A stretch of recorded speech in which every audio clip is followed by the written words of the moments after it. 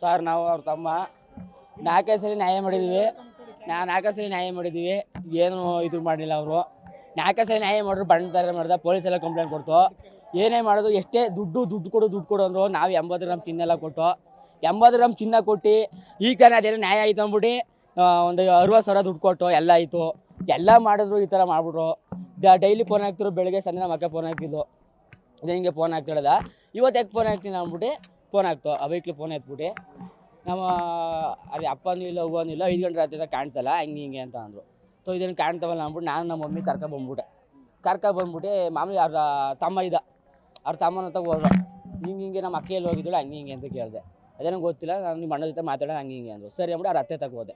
ಅವ್ರ ಅತ್ತೆ ಹತ್ರ ತಕ್ಕ ಹೋದ್ರೆ ಏನಂತೇಳಿ ಗೊತ್ತಾ, ನಿಮ್ಮ ಅಕ್ಕ ಯಾರ ಹತ್ರ ಮನ್ಗಣ ಅಂತ ಹೇಳ್ತಾರಲ್ಲ, ಹೊಡ್ದು ಮನ್ಸ್ಬಿಟ್ಟಾರ ಊರಿಯ ಹೊಡ್ದು ಮನ್ಸ್ಬಿಟ್ಟು ಯಾರ ಹತ್ರ ಮನ್ಗಣ ಅಂತ ಹೇಳ್ತಾರಲ್ಲ, ಎಷ್ಟು ನೋವಾಯ್ಕಿರ.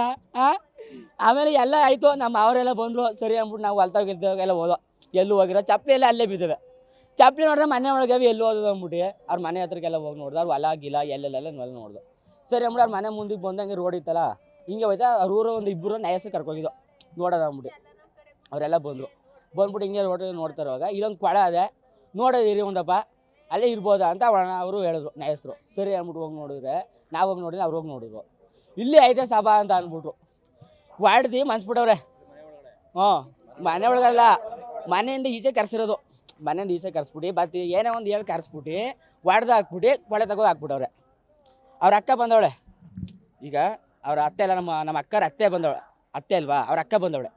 ಸಭೆ ನೋಡೋಕ್ಕೆ ಬಂದಿಲ್ಲ ಅವಳು ಮತ್ತು ರುದ್ರೇಶ ಅಂತ ಅವನೇ, ಅವಳು ಹೆಂಡ್ತಿ ಮಡಿಕೆಂದು ಅವಳು ಚಾಡಿ ಚುಚ್ಚಿ ನಾನು ಅವಳ ಸಹಿಸ್ಬಿಡು, ನಾನು ಜೊತೆ ಇರೋ ನೀನು, ನಾನು ಎಲ್ಲ ಕೊಡ್ತೀನಿ. ಅವಳೇನು ಕೊಟ್ಟವಳು, ಅವಳ ಮಕ್ಕಳು ಸ್ವಲ್ಪ ಪೆದ್ದ ಮುಸ್ರು ಗೊತ್ತಾಯ್ಕಿಲ್ಲ ಅಂದ್ಬಿಟ್ಟು ನಾನು ಎಲ್ಲ ಥರ ನಾನು ಮಾಡ್ತೀನಿ ಅಂತ ಹೇಳ್ಕೊಟ್ಬಿಟ್ಟು ರುದ್ರೇಶ ಅವ್ರ ಹೆಂಡ್ತಿ, ರುದ್ರೇಶ ಕುಂಭ ಕೊಡೋದು ಮಾಡ್ಲಾ, ಇವಂಗೆ ಭಯ.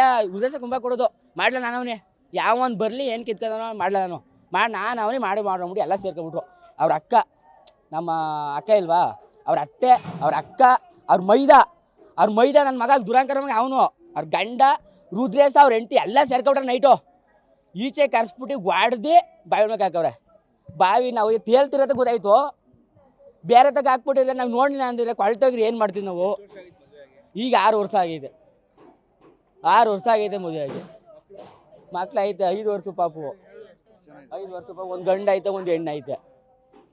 5 ವರ್ಷ ವರದಕ್ಷಿಣೆ ದುಡ್ಡು ಕೊಡಿ. ನಾವು 80 ಗ್ರಾಮ್ ಚಿನ್ನ ಕೊಟ್ಟು ಸರ್, 60,000 ರೂಪಾಯಿ ಕ್ಯಾಶ್ ಕೊಟ್ಟು.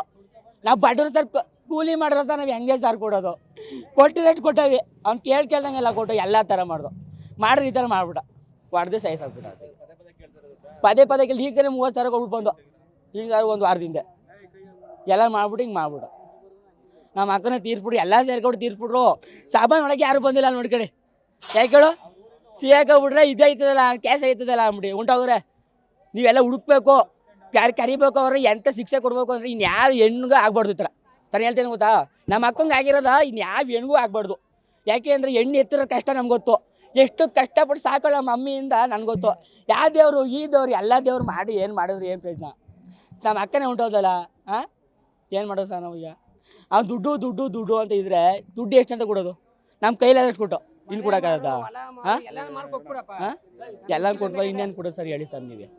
ನಮ್ಗೆ ನ್ಯಾಯ ಕೊಡಿ ಸರ್. ನಮಗೆ ಅವನ ಎಲ್ಲೇ ಇದ್ರು ಬರ್ಬೇಕು, ನಾಯಿಗೆ ಹೊಡಿಬೇಕು. ಅವ್ರು ಉದ್ರೇಶ ಅವನಲ್ಲ, ನನ್ನ ಮಗ ನಮ್ಮ ಅಕ್ಕ ಇದ್ದಾಗ ಹೋಗೋದು. ನೀನು ಯಾಕೆ ಬತ್ತಿ ಹೊಂಟೋಗು ನೀನು, ಎಲ್ಲಾರ ಹೊಂಟೋಗು ನೀನು, ಯಾಕೆ ಬತ್ತಿ, ನಿಂಗೆ ಗ್ಯಾಸ್ ಬೇಕಾ, ಒಂದು ತರಕಾರಿ ತಂದು ಕೊಡ್ತಿಲ್ಲ ಸರ್, ಒಂದು ಅಕ್ಕಿ ತಂದು ಕೊಡ್ತಿದ್ಲ.